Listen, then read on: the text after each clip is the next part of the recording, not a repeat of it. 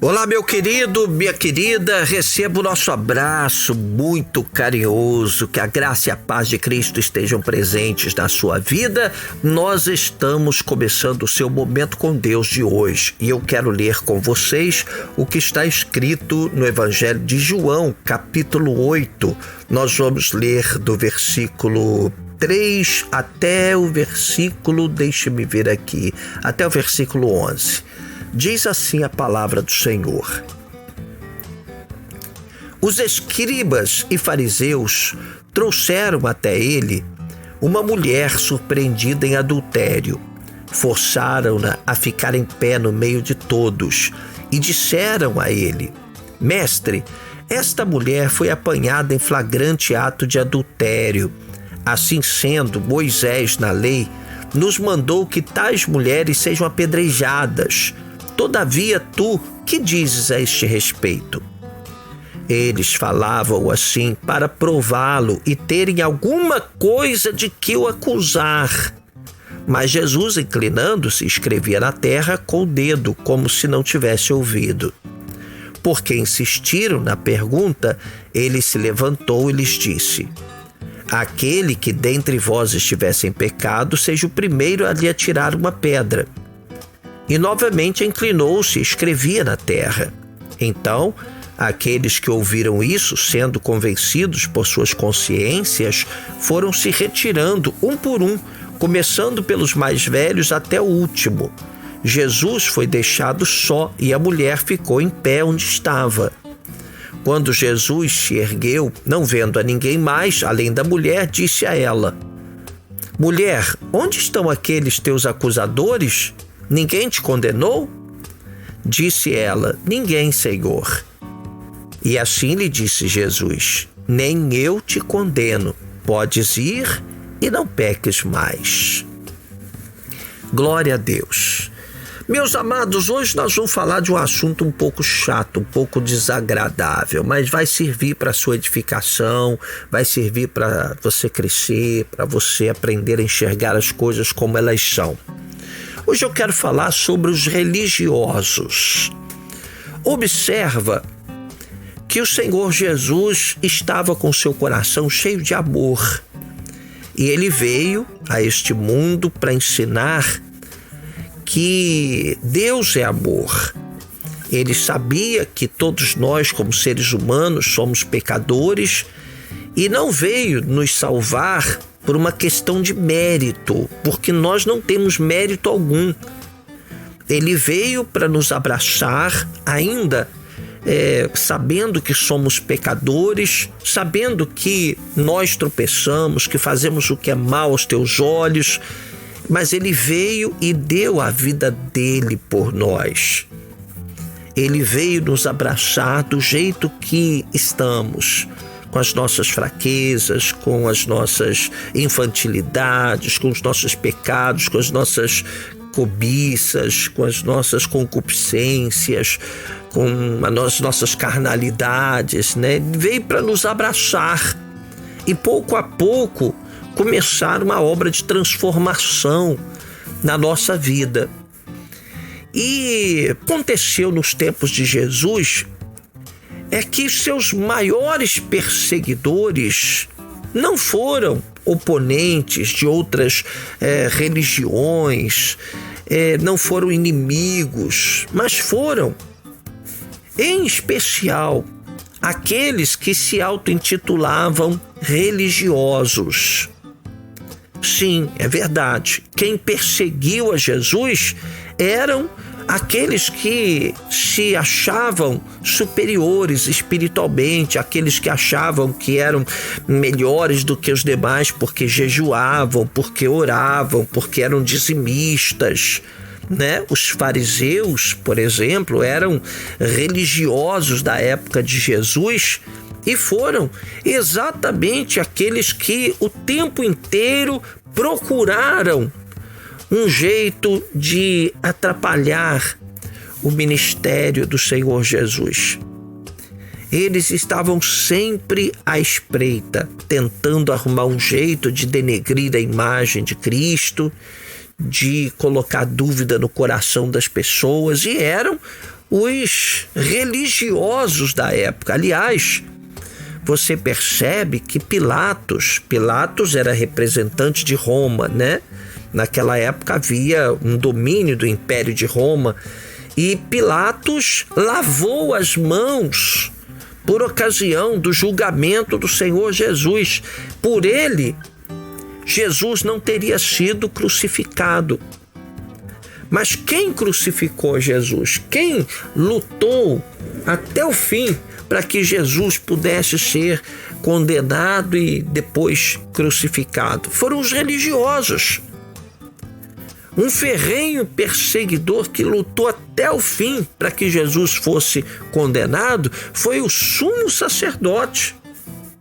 Aquele que oferecia os sacrifícios no templo, o sumo sacerdote, foi quem mais trabalhou contra Jesus e incitou o povo contra Jesus para que ele pudesse ser condenado e crucificado. Então você percebe aqui neste texto bíblico de João capítulo 8 que Jesus, ele amava aquela mulher. Tudo bem, ela havia errado, ela não estava agindo corretamente, mas Jesus perdoou aquela mulher. Jesus abraçou aquela mulher. Jesus fez com que aquela mulher caísse em si e pudesse consertar a sua vida. E os religiosos, o que fizeram?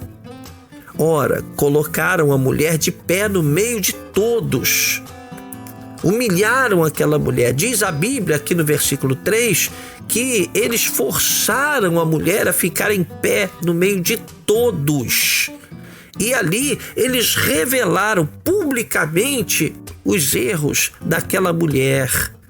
E ainda invocaram a lei de Moisés, querendo apedrejar aquela mulher. Bom, eu quero dizer para você o seguinte: você vai encontrar ainda hoje, infelizmente, e muito infelizmente mesmo, você ainda vai encontrar religiosos como aqueles fariseus que vão achar que são melhores do que você, que são mais preparados do que você, que são mais consagrados. Muitas vezes você vai encontrar pessoas que se colocam na presença de Deus, mas você olha para elas assim, você nem consegue ver um resquíciozinho, né? Alguma coisa de semelhança com Jesus, porque são tremendamente pedantes, são pessoas com olhar altivo, são pessoas que muitas vezes não passam nenhuma medida de humildade. Você entende? São pessoas que se colocam numa posição de mais consagradas, mais ungidas, que tem mais dons. Mas você vai encontrar muito disso por aí afora. Você vai encontrar, inclusive, pessoas que gostam de dizer que são profetas, que têm dons, que conseguem ver o teu futuro, que conseguem trazer uma revelação de Deus para você, né? Uma profecia. E 99,999% são mentira, são profecias mentirosas, porque o que Deus quer nos revelar está na palavra, meu irmão, está na Bíblia Sagrada. Aí você vê muita gente que não gosta de ler a Bíblia, mas fica andando atrás de profecia. Isso é antigo, essa prática já é antiga. Os povos mais antigos já faziam a mesma coisa. Você entende? Mas eu tenho que falar da verdade, eu tenho que ensinar a verdade. Então, vai ser comum você encontrar pessoas que tenham aquela mesma visão. Por isso é que você vê hoje, muitas vezes, o evangélico batendo no outro evangélico. Às vezes a pessoa faz tudo direitinho, trabalha a vida inteira, se dedica ao reino, aí um dia ela tá fraca na fé, ela tropeça, ela cai. Sabe quem serão os seus grandes inimigos?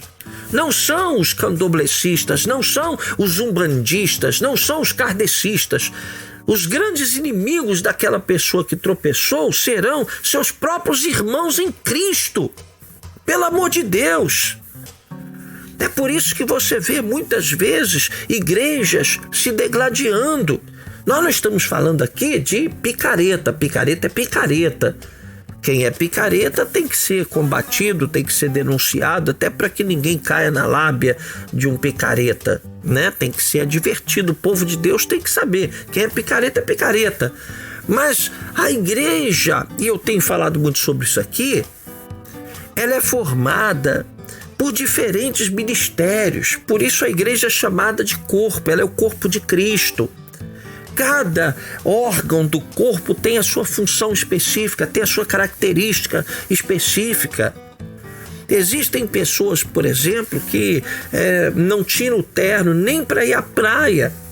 Aí você pode dizer, mas peraí, por que outras não fazem dessa forma? Ora, porque aquela igreja que foi levantada para ser mais rígida nas suas doutrinas vai abraçar pessoas que só serão salvas se estiverem debaixo dessa doutrina rígida. Se elas forem para uma igreja que é mais pé no chão, que vai deixar as pessoas tomarem suas decisões, em cima da conscientização da igreja, essas pessoas não vão ficar de pé. Então você vê ministérios diferentes, ministérios com características diferentes, com missões diferentes, como acontece no corpo humano. Cada órgão do corpo tem uma característica e tem uma finalidade específica, né? Mas tudo é o corpo de Cristo. E aí você vê pessoas que ficam te atirando pedras, pessoas que ficam falando mal umas das outras, igrejas que falam mal umas das outras. Semana passada nós fizemos uma publicação aí no Facebook, né? E aí eu coloquei um pedaço de um vídeo que o Paulo Vitor, aqui da igreja de Cascadura, ele é paraquedista, ele deu um salto, né, bonito ali na Barra da Tijuca. A gente achou bacana porque ele falou de Jesus assim, com poucas palavras e fez uma homenagem. Valeu, Igreja da Conquista, uma coisa assim. Ele lá descendo de paraquedas. E a gente montou um livro, o pastor Felipe montou um vídeo lá e colocou lá no ar. E aí algumas pessoas criticaram, falaram que nós não somos de oração. Aí eu, por curiosidade, né, eu poderia até ter apagado, mas eu não apaguei. Talvez até em respeito à igreja depois a gente apaga, mas está lá ainda. E aí eu fui ver quem são essas pessoas. Quem são essas pessoas que estão nos atirando pedras? Eu pensei, bom, devem ser kardecistas, devem ser da Umbanda, devem ser do Candomblé, não é? Com certeza. No mínimo são católicas, né? Mais radicais, que estão nos atirando pedras. Não. É o povo de Deus, são pessoas de outros ministérios, sabe? Criticando, porque, meu Deus, meu Pai do céu, a história se repete. Os religiosos continuam se achando mais santos, mais preparados, mais ungidos, mais dons, né? Eu quero dizer o seguinte para você, meu irmão, minha irmã. Nós vamos orar agora que eu já estou atrasado. Sabe, nós não podemos mudar o mundo. Isso já acontecia nos tempos de Jesus, com o próprio Jesus, então não vai deixar de acontecer conosco, né? Mas assim, que nós possamos ser diferentes, que nós possamos estar conscientes e possamos enxergar toda essa diferença que existe entre ministérios, mas são nossos irmãos, amém, mesmo que eles sejam diferentes, mas são nossos irmãos em Cristo. A igreja é uma só, né? A igreja do Senhor Jesus, ela se apresenta de formas diferentes, mas nós somos um corpo em Cristo.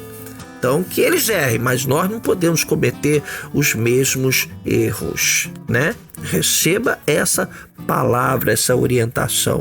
Não seja você um fariseu, né? Um fariseu que fica atirando pedras nos outros e agindo como os fariseus dos tempos de Jesus. Vamos orar, vamos. Senhor, nosso Deus e Pai, nós queremos em nome do Senhor Jesus te entregar a nossa vida. Olha para nós e faça-nos crescer. Meu Deus, não permita que sejamos como os fariseus. Guarda-nos disso, Senhor, livra-nos disso. Que a tua igreja possa se amar mais, que nós possamos cuidar uns dos outros, proteger uns aos outros, abençoar uns aos outros, em nome do Senhor Jesus, meu Pai. Dá-nos a maturidade do Espírito, Senhor, para que possamos caminhar de acordo com a tua vontade, de acordo com a tua palavra. Nós oramos em nome do Senhor Jesus Cristo e todos digam amém.